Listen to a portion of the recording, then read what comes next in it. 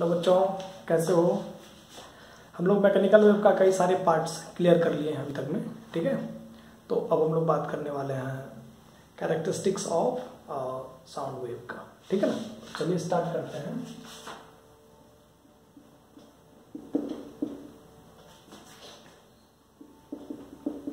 Characteristics of sound wave, ठीक है। देखो, कैरेक्टरिस्टिक्स के बदले कहीं कहीं ना आपको प्रॉपर्टीज दिखाई देगा, ठीक है।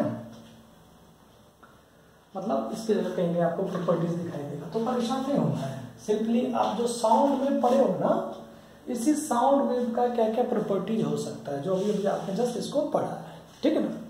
यानी लॉन्गिट्यूडनल भी पढ़ा आपने, ट्रांसवर्स भी पढ़ लिए हो ऑलमोस्ट, और जो वेव वो भी आप क्लियर कर लिए, और वेव के टाइप्स भी आप लोग प्रीवियस लेक्चर वीडियो में आपने देखा होगा, ठीक है ना। तो सिंपली हम अभी बात करते हैं कि कैरेक्टरिस्टिक्स ऑफ साउंड वेव क्या है, ठीक है। तो कैरेक्टरिस्टिक्स ऑफ साउंड वेव क्या है, सिंपली अगर नॉर्मली देखा जाए तो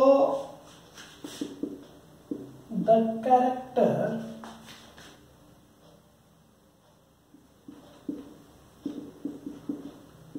of sound wave are simply, ठीक है, वेवलेंथ,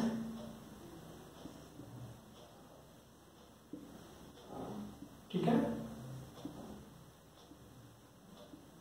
फ्रीक्वेंसी, देखो वेवलेंथ, ठीक है, दूसरा फ्रीक्वेंसी और तीसरा एम्पलीट्यूड, ठीक है। और नेक्स्ट की अगर हम बात कर लें तो टाइम पीरियड, ठीक है ना।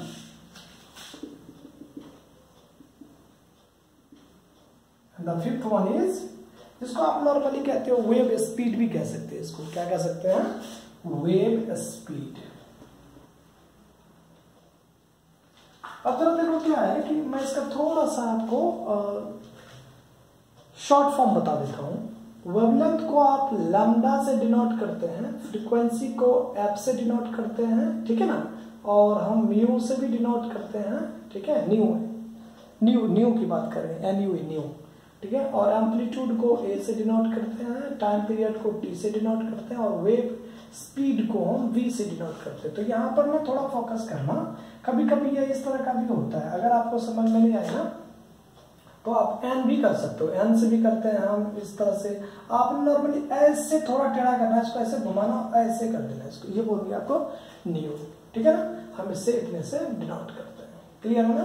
फ्रीक्वेंसी को एन से भी डिनोट करते हैं, याद रखना इस बात को, क्लियर है। चलिए अब हम लोग एक एक करके पार्ट क्लियर करते हैं with the help of definition, ठीक है।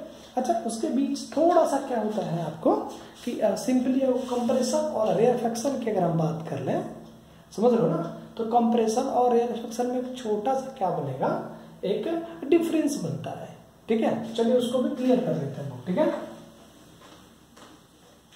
देखिए जरा, हम सिंपली कह सकते हैं इसको, ठीक है, कि जब आपका वेव ट्रेवल करता है, ठीक है, मैंने कहा कि जब आपका वेव एयर में ट्रेवल करता है तो उसकी डेंसिटी और प्रेशर क्या होता है, चेंज होता रहता है मीन पोजीशन से, ठीक है ना। फिर से सुनो, जब कोई वेव एयर में ट्रेवल करता है तो डेंसिटी और प्रेशर जो है उस एयर का वो क्या होता रहता है, अपने मीन पोजीशन से चेंज होता रहता है। क्लियर है कि नहीं है, ठीक है, समझ रहे हो। तो हम इसको सिंपली क्या लिख सकते हैं, जरा देखिए, हम इसको लिख सकते हैं इस वर्ड को, ठीक है, when a wave travel, when a wave travel in air, ठीक है ना, the density and pressure, किसका, एयर का, ठीक है ना, of air changes, density and pressure of air changes from their respective mean position, समझ रहा है इस पॉइंट को, ठीक है ना। वेव ट्रेवल इन एयर, तो डेंसिटी और प्रेशर क्या होगा उसका, यानी चेंज होगा। क्लियर है। अब जरा देखिए इसमें होते हैं ना आपके कंप्रेशन और रेयरफैक्शन, इसमें आपका आ जाएगा कंप्रेशन और रेयरफैक्शन।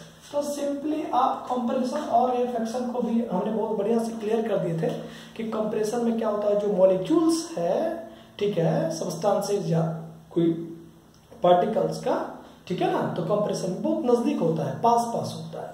अगर वो पास पास हो तो हम ये कह सकते हैं उसके पास प्रेशर और डेंसिटी ज्यादा है।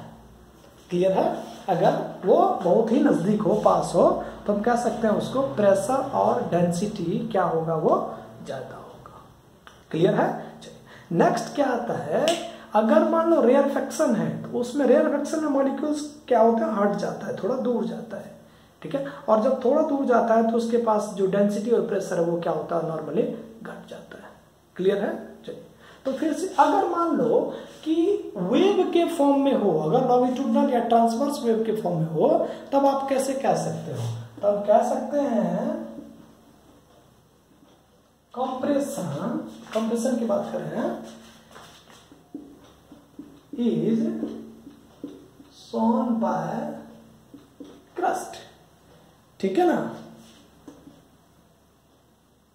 while rarefaction is shown by trough, ठीक है। कंप्रेशन को किसके थ्रू, यानी क्रस्ट के थ्रू, ठीक है। अब इसको किसके, ट्रफ के थ्रू। अब देखिए जरा नॉर्मली आपको कंप्रेशन और रेयरफैक्शन में कौन सा आपका क्रस्ट बनेगा और कौन सा ट्रफ है उसकी बात करते हैं, ठीक है। ये मान लो यहाँ से मूव, मतलब वेव स्टार्ट हुआ मूव करना, तो ये जो पॉइंट है इसको बोलते हैं क्रस्ट, और ये जो पॉइंट है ना इसको बोलते हैं ट्रफ, ठीक है ना। ऊपर वाला मेन पोजीशन से ऊपर वाला जो पॉइंट्स होगा उसको हम लोग क्या कहेंगे, क्रस्ट, और जो मेन पोजीशन से नीचे वाला पार्ट है उसको क्या बोलते हैं, ट्रफ। इतना पॉइंट्स क्लियर हो गया। चलिए हम बात करते हैं थोड़ा नेक्स्ट पॉइंट का। नेक्स्ट पॉइंट है,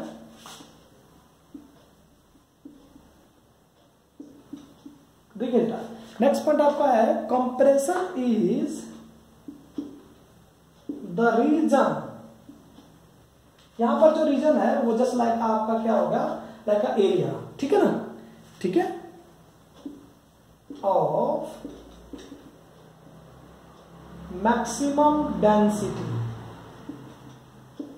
ठीक है, मैक्सिमम डेंसिटी और प्रेशर। क्लियर है। और देखिए और जो रिफ्रैक्शन है उसकी बात करें, नेक्स्ट पॉइंट आपका है refraction is the region of minimum density or pressure, ठीक है ना। क्लियर है। ये भी एक कैरेक्टरिस्टिक्स है, ये भी प्रॉपर्टीज है, वेव में एक प्रॉपर्टीज है, ठीक है ना। तो हम लोग एक एक करके ना उसके आगे की बात करने की कोशिश कर रहे हैं, ठीक है। जैसे जिस तरह से मैंने आपको कहा, तो आगे की बात करें कंप्रेशन रेयरफैक्शन आपको बिल्कुल ही बहुत बढ़िया तरीके से आपको समझा दिए। तो हम बात कर रहे हैं थोड़ा वेवलेंथ से स्टार्ट कर लेते हैं। जरा देखिए तो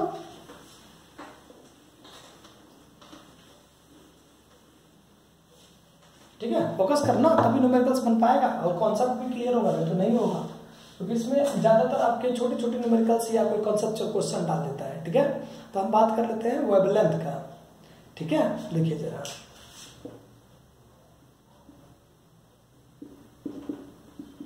the distance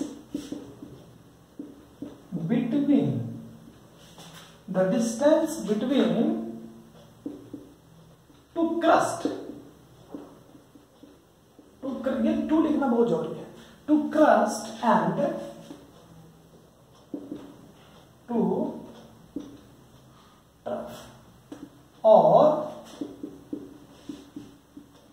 distance between to compression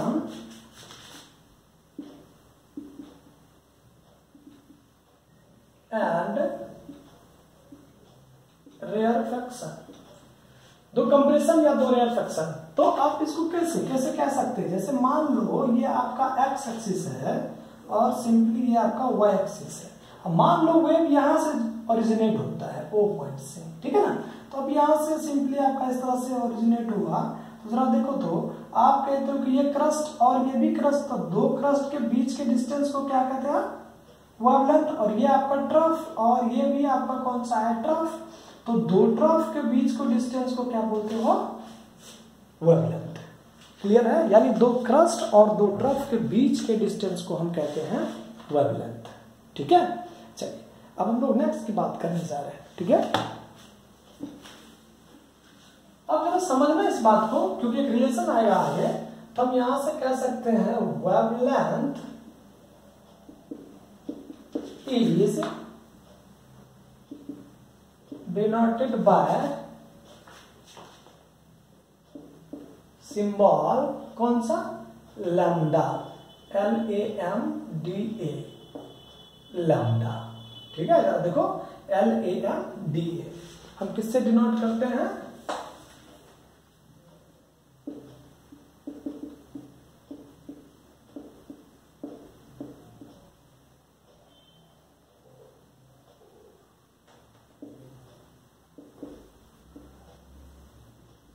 दिख रहा होगा शायद आपको। ठीक है ना, wavelength is denoted by symbol lambda, किससे, लैम्डा। ठीक है ना। अब जरा सोचो कि लैम्डा से अगर डिनोट करें तो यूनिट्स क्या बनेगा। तो यूनिट बनाने के लिए आप कहते हो कि सर इस पॉइंट से इस पॉइंट तक का मेजरमेंट करा। तो दोस्त एक बात बताओ, तो अगर आप सिंपली मेजरमेंट करते हो तो मेजरमेंट करने में क्या आएगा, डिस्टेंस या लेंथ या पाथ। अगर लेंथ, डिस्टेंस या पाथ या 2 पॉइंट्स के बीच के तो कहते हो ना, तो उसको किसमें मेजरमेंट करोगे, मीटर में या फिर सेंटीमीटर में या फिर किलोमीटर में। अब इतना भी बड़ा नहीं है ये जो किलोमीटर यूज करोगे। तो सिंपली कहते हैं कि SI unit of wavelength is metre. SI unit of wavelength is metre. Clear है कि नहीं है, यानी या तो दो कंप्रेशन दो रिफ्लेक्शन के बीच के डिस्टेंस को क्या कहते हो नॉर्मली, ठीक है, लैम्डा, LAMB लैम्डा। ठीक है, यानी उसको कहते हैं हम लोग वेवलेंथ। ठीक है, चलिए नेक्स्ट की बात कर लेते हैं थोड़ा। अब नेक्स्ट आपका आता है सिंपली टाइम पीरियड की बात करो या फ्रीक्वेंसी की बात करो। ठीक है, तो जरा समझो तो फ्रीक्वेंसी,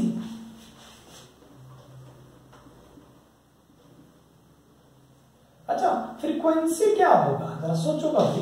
कभी सोचो कि फ्रीक्वेंसी होता क्या है।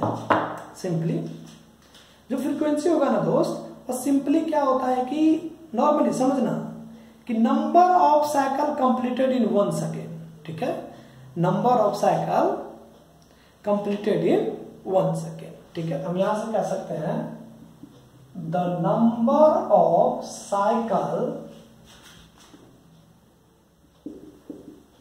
कंप्लीटेड इन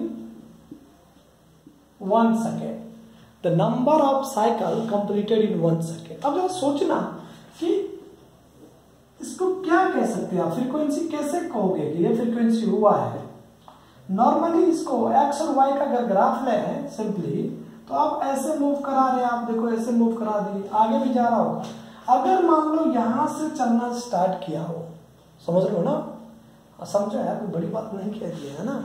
सिंपली आप कभी झूला झूल रहे होंगे, सर याद करो, मेला वगैरह जाते हैं, कहीं नहीं लगता है तो आप झूला झूलते हो, तो कहते हैं क्या कि अगर 1 सेकेंड में जितना राउंड लगा, चाहे हाफ लगा हो, 1/4 लगा हो या थोड़ा सा मूवमेंट हुआ हो, उसको फ्रीक्वेंसी कहेंगे। तो number of cycle completed in 1 second, 1 second में। तो अगर मान लो यहां से वेव चलना स्टार्ट कर दिया और वेव सपोज मान लो यहां पहुंच गया इस पॉइंट पर, तो ये जो बना यहां तक, इसको क्या कहोगे, इस पॉइंट को क्या है, ये है फ्रीक्वेंसी। समझ गए ना बात को, कि number of cycle completed in 1 second, 1 second में जितना कंप्लीट किया, चाहे वो पूरा का पूरा रोटेशन ले ले, चाहे वो हाफ रोटेशन ले, चाहे 1/4 ले ले, चाहे वो कंप्लीट कर दे, तो number of cycle completed in 1 second, इसको कहते हैं हम क्या, फ्रीक्वेंसी। ठीक है, अब जरा सोचो वो SI यूनिट ऑफ फ्रीक्वेंसी, ये जो बनेगा ना दोस्त, इसके बोलते हैं अब पर सेकेंड कहते हैं या हर्ट्ज कहते हैं इसको। तो SI unit of frequency is hertz, और हर्ट्ज को किससे डिनोट करते हैं, H कैपिटल, Z भी कैपिटल, लेकिन क्या है ये नीचे में, ठीक है ना, जिसको आप Z में देखो फर्क नहीं पड़ता है कौन सा कैपिटल है कौन सा स्मॉल, देखो क्या पता चला नहीं ना। तो सिंपली आप कहिए कि H और Z, और ये Z जो रहेगा ये एकदम पैर में नीचे की तरफ होएगा। ठीक है, अब सिंपली हम कह सकते हैं 1 हर्ट्ज,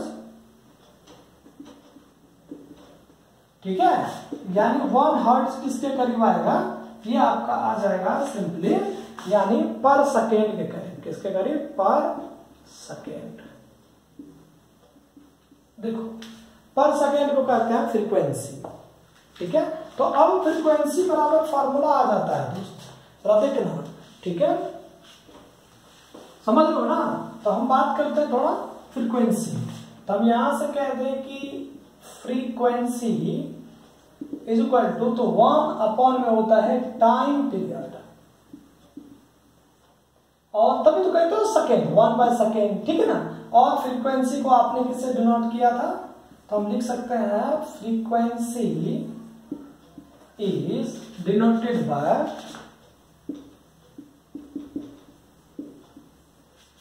F M और न्यू, इसको बोलते हैं न्यू। फोकस करना जरा, इसको किससे डिनोट करते हैं, F, ठीक है ना, या फिर F N, या फिर हम कहते हैं इसको न्यू। क्लियर है, NU, इसको कह देते हैं NU, न्यू। ठीक है, न्यू बोलते हैं इसको। ठीक है, अब जरा देखो, तो आपने कहा कि फ्रीक्वेंसी, अगर टाइम पीरियड को आप कहते हो कि T अगर बने और फ्रीक्वेंसी को आप कहते हो कि सर अगर हम इसको कहते हैं F, तो सिंपली यहां से क्या बन जाएगा, F इज इक्वल टू 1/टाइम पीरियड। देखो बन गया ना 1/टाइम पीरियड। ठीक है, और बिगर यूनिट ऑफ फ्रीक्वेंसी, देखो हर चीज में आप पढ़ते आए हो ना ये यूनिट्स, तो हम यहां से कह सकते हैं bigger unit of frequency is kilo hertz, और इसी किलो हर्ट्ज को लिख सकते हैं 10 यानी 1000 हर्ट्ज, और इसी को लिख सकते हैं 10 के पावर 3 हर्ट्ज। देखो समझ लो बात को, किलो हर्ट्ज को क्या कह सकते हो, 10 के पावर 3 हर्ट्ज। यहां तक दिक्कत, चलिए अब हम नेक्स्ट की बात कर लेते हैं थोड़ा। ठीक है, अब सिंपली आपको अगर हम नेक्स्ट की बात करें तो आता है आपका टाइम पीरियड।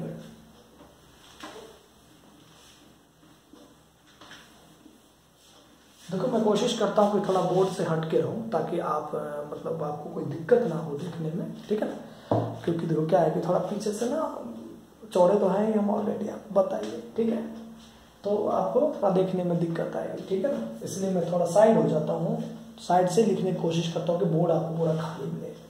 ठीक है, तो आप जरा सोचो टाइम पीरियड। अब टाइम पीरियड क्या है, सिंपली अगर आपसे पूछे कि टाइम पीरियड क्या हो सकता है, the time taken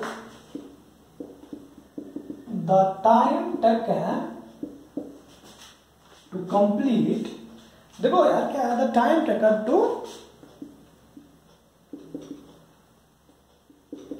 complete 1 vibration. The time taken to complete 1 vibration, ठीक है, या 1 साइकिल इज कॉल्ड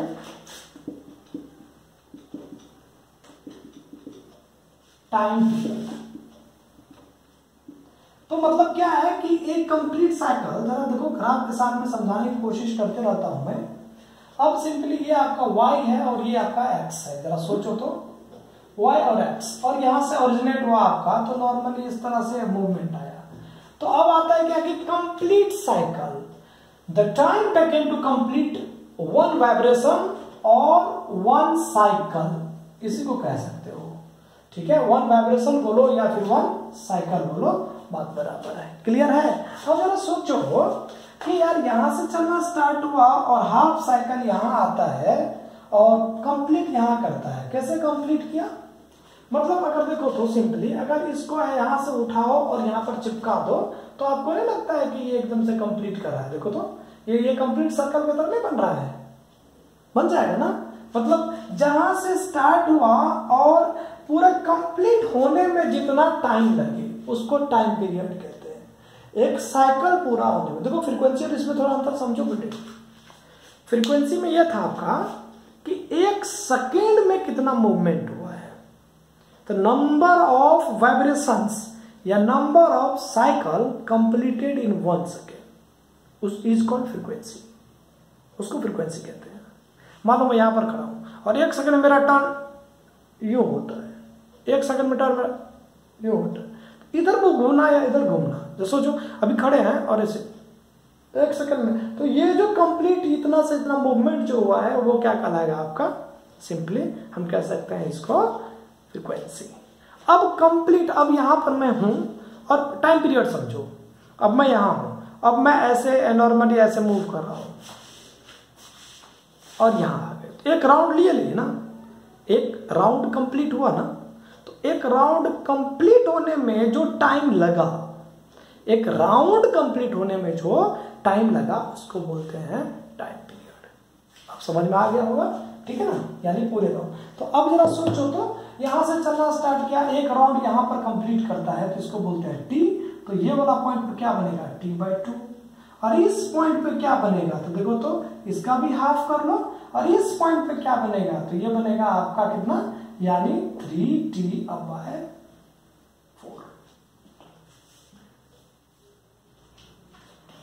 देखो जरा, यानी t बाय, अब इसमें भी क्या करो सिंपली, अब इसकी बात करते जरा, फोकस करो ना। अब ये कितना है आपका? ये t/2 और ये t/4, t/2 और प्लस t/4। क्यों? क्योंकि ये t/4।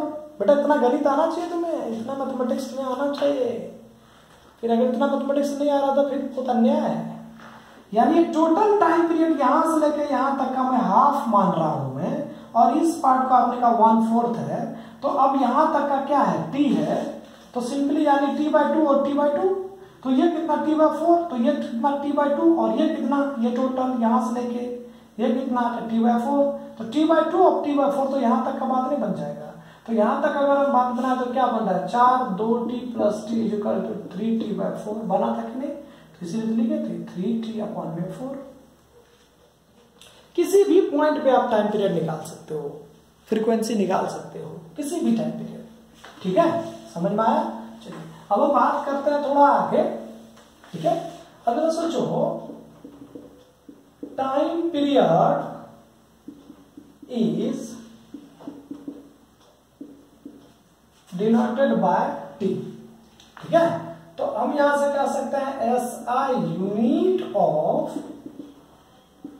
टाइम पीरियड इज, अब क्या बनेगा? टाइम का आपको पता है सेकेंड। ठीक है, तो normally time period is reciprocal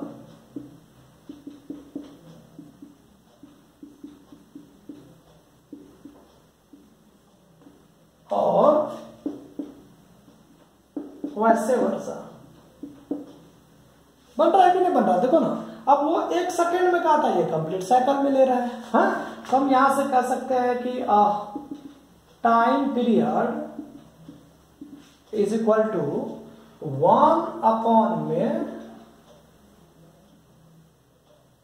frequency, और time period t is equal to 1 में f। ठीक है, अब तुम्हारे मन में विचार था ना कि इसका सेकेंड कैसे बन गया?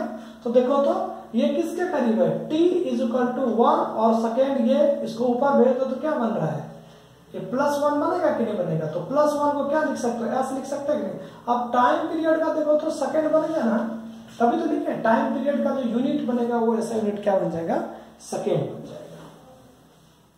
क्लियर है कि नहीं है, यानी टाइम पीरियड का यूनिट्स क्या बन गया, सेकेंड। टाइम पीरियड को t से डिनोट करते हैं और ये क्या होता है, रेसिप्रोकल होता है किसका, फ्रीक्वेंसी का, या फ्रीक्वेंसी किसका रेसिप्रोकल होता है, टाइम पीरियड का। यहां पर लगा दिया वैसे वर्ष। समझ रहे हो ना बात को, ठीक है। चलिए अब हम बात करें थोड़ा एम्पलीट्यूड की बात करने जा रहे हैं। फोकस करना, बड़ा आराम से पढ़ा रहा हूँ, बड़ा धीरे पढ़ा रहा हूँ आज, क्योंकि मुझे पता है ये थोड़ा कुछ बच्चे जो है इसको पढ़े होंगे अच्छी तरीके से, जो साइंस स्ट्रीम से होंगे उसको अच्छा लगेगा, ठीक है। और कुछ ऐसे बच्चे होंगे जो डायरेक्ट मान लो कि सीईटी का प्रिपरेशन में लगे हुए होंगे, किसी और स्ट्रीम से होंगे, या हो सकता है उसमें ईयर गैप हो। हाँ, अगर मान लो ईयर गैप है तो थोड़ी बहुत तो दिक्कत आएगी ना, इसलिए इस टॉपिक को बड़ा आराम से पढ़ा रहा हूं मैं, इसलिए कि मुझे इसको यूज करना है आगे। आपसे टाइम पीरियड पूछ देगा, फ्रीक्वेंसी पूछेगा, एम्पलीट्यूड पूछेगा, वेवलेंथ पूछ देगा, स्पीड पूछ देगा, रिलेशन पूछ दिया, फिर आप फंस जाओगे। इसलिए हमें क्या करना पड़ेगा, मतलब इस पार्ट को बड़ा आराम से पढ़ा रहा हूँ, बड़ा धीरे धीरे, ऐसा नहीं लगा सुस्त की तरह। तो ये तो चाहो तो तुम्हारा 2 मिनट 2 घंटा में तुम्हारा चैप्टर फिनिश, ठीक है। करना नहीं है ऐसा, मतलब समझने की कोशिश करना क्या कह रहा हूं मैं, नहीं हो तो रिपीट करो, फिर से रिपीटेशन उसको दोबारा सुनो, समझ बात को। चलिए हम बात कर रहे हैं एम्पलीट्यूड का। एम्पलीट्यूड, अब एम्पलीट्यूड होता क्या है भाई, the maximum displacement, the maximum, पूरा लिख देता हूं मैं,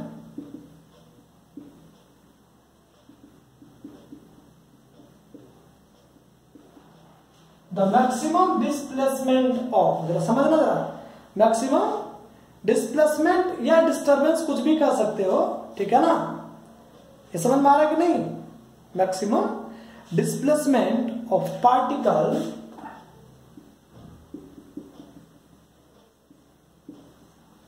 सुनो, maximum displacement of particle from there mean position,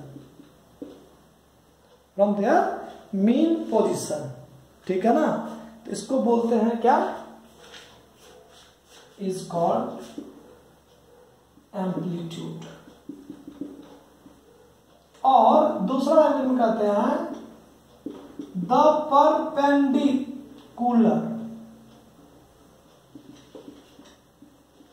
distance from the mean position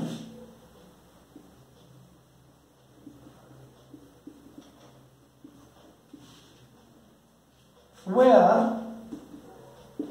the disturbance और, समझ रहे हो बात को, डिस्टरबेंस या फिर कहते हैं वेव या वाइब्रेशन अकर। देखो समझने की कोशिश नहीं करोगे तो जिंदगी बीत जाएगी, बता रहा हूं मैं। तो इतनी मोटी मोटी बुकें आई है मार्केट में, पढ़ते ही रहोगे, कुछ नहीं पढ़ने पड़ेगा, यूं निकल जाएगी। और नॉर्मली अगर आपके मन में ये पता चले कि अरे ठीक है ना यार बाद में देख लेंगे, तो बाद वाली बात इतने गंदे हो जाएगा कि कभी सोच नहीं सकते हो। इसलिए समझने की कोशिश करना, वो कामचोर की तरह नहीं कि आ गए समझ गए फिर सीएटी छोड़ दो, कोई फायदा नहीं है। फिर अगर आपको रियली में लगता है कि मुझे करना है तो आपको समझना पड़ेगा कि क्या है ये, और मन में अगर पहले से धारणा बना लिए हैं कि नहीं यार मुझे समझ में नहीं आ रहा है, तो फिर कोई बात बनने वाली नहीं है और दुनिया का कोई ताकत नहीं बना सकता, ये गारंटी है, ठीक है ना। तो समझो, नहीं समझ में आए बुक को रीड आउट करो, फिर समझ में ना आए वीडियो लेक्चर देखो, नहीं समझ में आए फिर उस टाइप के कोई क्वेश्चंस लो, नहीं समझ में आए आप अपना एनसीईआरटी बुक निकालिए फिर उसको पढ़िए, नहीं समझ में आए तो बैक वीडियो लेक्चर देखिए, ठीक है ना। और भी नहीं समझ आए तो फिर समझ में नहीं आएगा ठीक है। अगर मन में पहले से चल रहा है कि अरे यार ठीक है ना, तो नहीं हो पाएगा भाई, बुरा मत मानना इन चीज को, ठीक है। इसका मतलब होता है कि आप पहले से मन बना लिए हो कि हमें समझ में नहीं आ रहा है। इतना सिंपल, ये 6-8 स्टूडेंट का है, ये नॉर्मली जो लैंग्वेज लिख रहा हूं मैं, ये 6 और 8 स्टूडेंट के लेवल का है। वो बेहतरीन तरीके से समझ पाएगा इस चीज को। अगर आप समझ नहीं पा रहे हैं तो फिर बेकार है, ठीक है। मतलब मैं सिंपली आपको कह सकता हूं कि यार जो एम्पलीट्यूड होगा वो मीन पोजीशन से परपेंडिकुलर डिस्टेंस होगा। अब परपेंडिकुलर तो आपको समझ में आ रहा है, ठीक है। अब जरा सोचो कि मान लो ये x है और ये आपका क्या है y, तो इस सिचुएशन में अगर आप ऐसे कहते हो तो मीन पोजीशन क्या है आपका, यही तो है मीन पोजीशन, ये आपका क्या है मीन पोजीशन। और मीन पोजीशन से आप परपेंडिकुलर डिस्टेंस ले रहे हो, तो यही होता है ना परपेंडिकुलर डिस्टेंस, ये मीन पोजीशन है। तो पहले आपको मीन पोजीशन समझना पड़ेगा, तभी जाके बनते हैं, ऐसे साइंस नहीं होता बेटा। अब मीन पोजीशन से 2 परपेंडिकुलर डिस्टेंस मिल रहा है आपको, एक मिल रहा है इससे वर्टिकली अपवर्ड और इससे एक मिल रहा है वर्टिकली डाउनवर्ड। फिर से सुनिए, मीन पोजीशन से ये आपका जो लाइन है OX वाला, ये मीन पोजीशन है। मीन पोजीशन से, जिसको एवरेज लाइन बोलते हो, तो इस एवरेज पॉइंट से 2 तरह के क्रिएट हो रहे हैं ग्राफ, एक ऊपर के तरफ एक नीचे की तरफ। ऊपर की तरफ हो रहा है इसको बोलते हैं वर्टिकली अपवर्ड, और जो नीचे की तरफ हो रहा है उसको बोलते हैं वर्टिकली डाउनवर्ड। तो आप एम्पलीट्यूड को अगर हम बात करें सीधा सीधा, तो यहां पर एक लाइन लिख सकते हैं हम, amplitude is denoted by A। और क्या होगा एम्पलीट्यूड, एम्पलीट्यूड होगा प्लस माइनस A।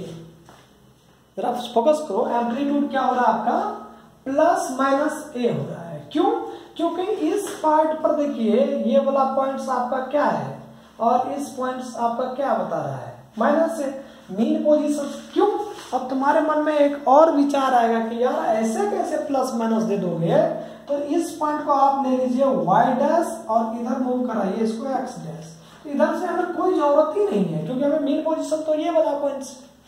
तो परपेंडिकुलर डिस्टेंस कहां जा रहा है, y एक्सिस के तरफ, और एक बार जा रहा है y डैश की तरफ।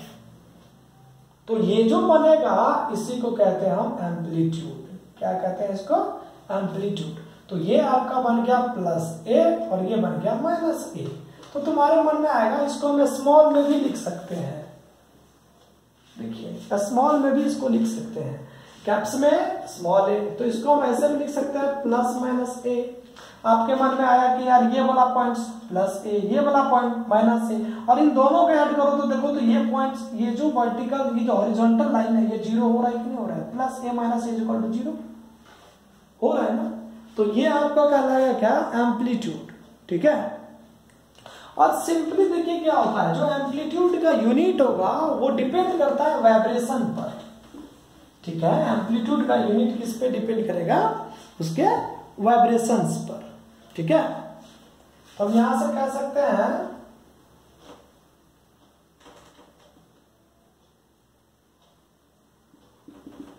Unit of amplitude depends on pressure and density। जरा देखो कि यूनिट ऑफ एम्पलीट्यूड क्या हो सकता है, सिंपली सेम एज कैसा, प्रेशर और डेंसिटी की तरह हो सकता है। फाइनली अगर आप इनको ना मिला करके और आपने कहा कि ये परपेंडिकुलर डिस्टेंस है, इस तरह से मीन पोजीशन से परपेंडिकुलर डिस्टेंस है, तो इसका मतलब क्या है, डिस्टेंस का मेजरमेंट क्या होता है, मीटर। तो आप फाइनली कह सकते हैं SI unit of amplitude is metre, ठीक है। फाइनली आप क्या कह सकते हो कि जो एम्पलीट्यूड का ऐसा यूनिट होगा वो क्या बन जाएगा, सिंपली मीटर हो जाएगा। क्लियर है कि नहीं है, ठीक है। अब नेक्स्ट अपना जो एम्पलीट्यूड के बाद का टॉपिक की बात कर रहे हैं वो आपका आता है सिंपली टाइम पीरियड, ठीक है, सॉरी टाइम पीरियड नहीं, वेव स्पीड, ठीक है। अब जरा सोचो, ठीक है, देखो बात करते हैं वेव स्पीड का।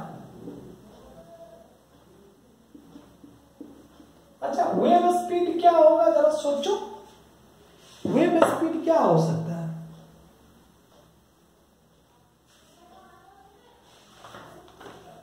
सिंपली कह सकते हैं कि द डिस्टेंस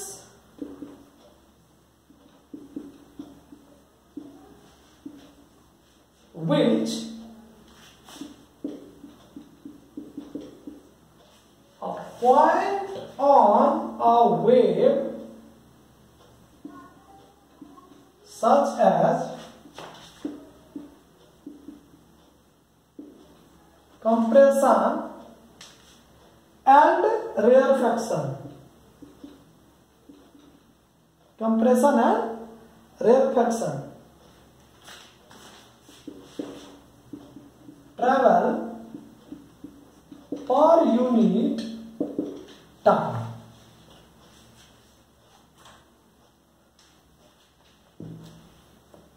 ठीक है ना, पर यूनिट टाइम इज कॉल्ड क्या कहलाएगा? Wave speed. अच्छा सुनो, जो स्पीड का डेफिनेशन आपने पढ़ा था वही इसका भी डेफिनेशन याद रखना। स्पीड क्या था? When an object travel a distance पर यूनिट टाइम ना, when an object travel distance per unit time is called speed। तो इसमें क्या था? वेव स्पीड है, तो यहां पर आप ऑब्जेक्ट लगाते थे, यहां पर वेव लगा दो।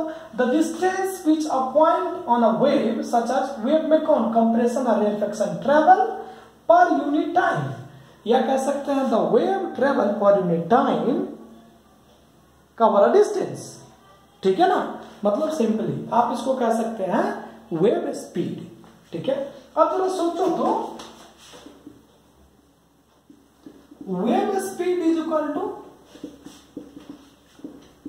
डिस्टेंस अपॉन में टाइम। अच्छा बेटे यहां पर थोड़ा दिक्कत आएगा। अब ये जो डिस्टेंस है ना, ये डिस्टेंस कौन सा, अगर हम बात करें तो अब जरा सोचो, समझने की कोशिश करना। मैंने कहा कि यार इस तरह से आपका मूवमेंट है और आपने कहा कि वेव जो ट्रेवल कर रहा है यहां से ट्रेवल कर रहा है तो यहां तक कंप्लीट लिया कि नहीं, ये क्या होगा? एक वेवलेंथ बनेगा और इस पॉइंट से लेके इस पॉइंट तक देखो तो जरा एक वेवलेंथ बनेगा कि नहीं बनेगा? थोड़ा ब्रेन पे जोर डालना। अगर तुम्हारे पास देखो क्या है बेटा, तुम्हारे ब्रेन में अगर ब्रेन हो दिमाग में दिमाग की बात कर रहे हैं, दिमाग तो सबके पास होता है, उसमें दिमाग है कि नहीं ये देखा जाता है, ठीक है ना। अगर तुम्हारे दिमाग में दिमाग हो यानी ब्रेन में ब्रेन हो तो ये अपने आप पता चल रहा हो कि लैम्डा कैसे हुआ है सिंपली। तो हम कह सकते हैं कि दो कंप्रेशन, दो रेयरफेक्शन के बीच के डिस्टेंस को क्या कहते हो? वेवलेंथ। यानी दो क्रस्ट या दो ट्रफ के बीच के डिस्टेंस को क्या कहते हो? तो एक पॉइंट यहां से तो दूसरा पॉइंट यहाँ, एक पॉइंट यहां तो दूसरा पॉइंट यहां। तो ये अब वेव ट्रेवल हुआ पर यूनिट टाइम में। मान लो यहां से ट्रेवल हुआ और सिंपली यहां पहुंच गया 1 सेकेंड में, तो यही तो है तुम्हारा डिस्टेंस। डिस्टेंस ये ट्रेवल किया ना, और ये डिस्टेंस किसके करीब है जरा देखो तो, लैम्डा। तो यहां से हम कह सकते हैं wave speed is equal to distance upon में time is equal to wavelength upon में टाइम कह सकते हो। और सिंपली जरा सोचो, वेव स्पीड को मैं अगर कह दूं क्या v, और वेवलेंथ को आप कहते हो लैम्डा, और टाइम को कह देते हो t, टाइम पीरियड, तो क्या बन रहा है? एक फार्मूला नहीं बन जाता है? देखो तो एक फार्मूला बन रहा है, और ये फार्मूला क्या बन जाएगा आपका? Wave speed is equal to lambda upon में t बन रहा है। तो ये आपका क्या बन रहा है? ये लैम्डा क्या? मीटर, और टाइम क्या? सेकेंड। इसलिए कहते हैं SI unit of wave speed is metre per second, ठीक है। क्या बन रहा है? Metre per second. क्लियर हो गया? अब जरा देखो कि वेव स्पीड है क्या? स्केलर क्वांटिटी है। Wave speed is a scalar quantity, याद रखना, ठीक है। वेव स्पीड क्या है आपका, सिंपली स्केलर क्वांटिटी, ठीक है। चलिए अब हम बात करते थोड़ा कहां से वेव स्पीड क्या होगा, तो हम कह सकते हैं wave speed of sound, wave speed of sound changes, focus करना, साइड हो रहा हूं मैं, wave speed of sound changes when sound goes, देखो, when sound goes from one medium to another, one medium to another। Simply कहते हैं कि जो वेव स्पीड साउंड का है वो चेंज होगा कब, जब एक मीडियम से दूसरे मीडियम में जाएगा, when travel one medium to another medium। समझ रहे इस बात को, ठीक है, समझ रहे हो। अब जरा सोचो कि वेव स्पीड चेंज हो जाता है वन मीडियम से दूसरे मीडियम में जाने पर, ठीक है। तो यहां से हम लोग क्या करते हैं, रिलेशन फाइंड आउट कर लेते हैं, ठीक है। अब क्या होगा, अच्छा एक बात और, जो वेव स्पीड होता है सिंपली वे कांस्टेंट होता है किसी गिवन मीडियम में, ये भी याद रखना, किसी गिवन मीडियम, अगर मीडियम दिया होगा उस गिवन मीडियम में क्या होगा, सेम होगा, ठीक है। तो हम कह सकते हैं यहां से relation between wavelength, frequency and time period, ठीक है, एंड टाइम पीरियड। हम लोग एक रिलेशन निकाल लेते हैं इससे। तो आप जानते हो,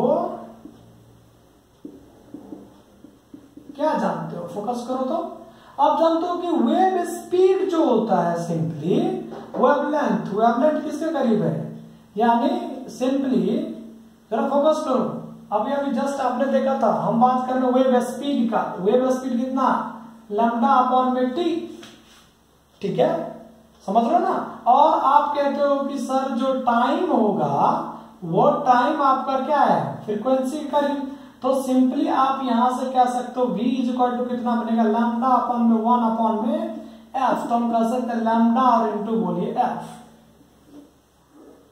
तो हम कह सकते हैं यहां से जो वेवलेंथ वेव स्पीड है, वेव स्पीड वो किसके करीब बनेगा, ये बन जाएगा आपको वेवलेंथ इनटू फ्रीक्वेंसी का, क्या बन रहा है, वेवलेंथ और इनटू फ्रीक्वेंसी। क्लियर हो रहा है कि नहीं। अगर हम बात करें जरा कि अब क्या होगा सिंपली, तो अगर हम बात करें फ्रीक्वेंसी और वेवलेंथ, फ्रीक्वेंसी बढ़ रहा है, वेवलेंथ बढ़ जाएगा, स्पीड बढ़ जाएगा, अगर मान लो ये कांस्टेंट हो तो, ठीक है ना। और आपको अभी अभी जस्ट हमने ये बताया कि सपोज मान लो आपको अगर गिवन मीडियम है तो उस सिचुएशन में आपका क्या बनेगा, यानी